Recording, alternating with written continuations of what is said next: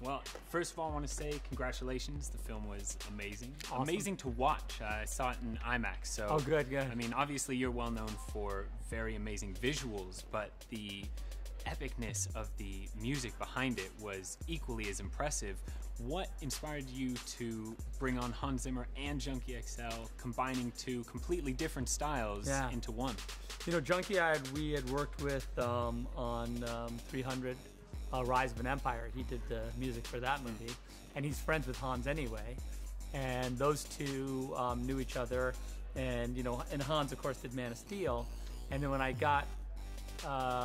Hans and I started talking about, you know, he was a little bit like, oh my gosh, you know, I've been doing Batman. I did a whole 3-movie trilogy of Batman. It's a little bit scary to think of just having to think of another thing for Batman, although he did. So I think that was where the sort of partnership was born. You know, like, hey, my brother, come into this world of Batman with me. And the two of them, I think, really created an amazing. It's like funny because like as we go forward into Justice League, I'm like, I realize I have a Superman, Batman, and Wonder Woman theme already. So it's pretty. Yeah, I'm on my way. Ready to go. I'm on my way.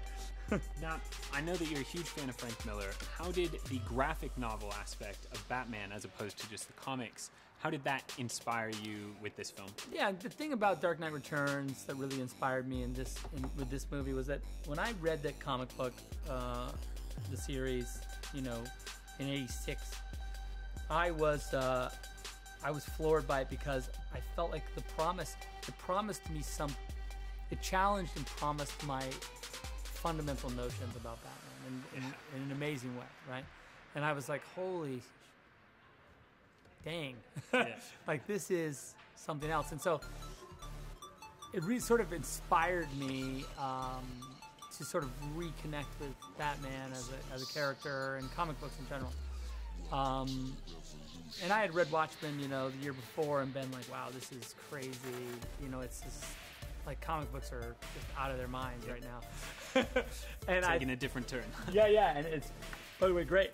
And so I think that like and the reason why I sort of wanted to homage that comic book in this movie as much as possible was to say thank you to Frank for sort of giving me back Batman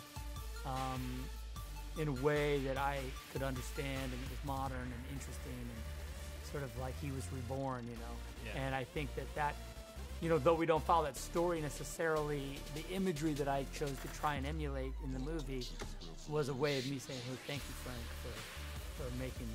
for making my sort of aesthetic, you know, singular. That's fantastic and good to hear. And I am extremely excited going forward with Justice League and Wonder Woman. And congratulations, what a film! And thank you so much for speaking with me. Oh, awesome, my pleasure. Great. Cheers, brother. Thank you.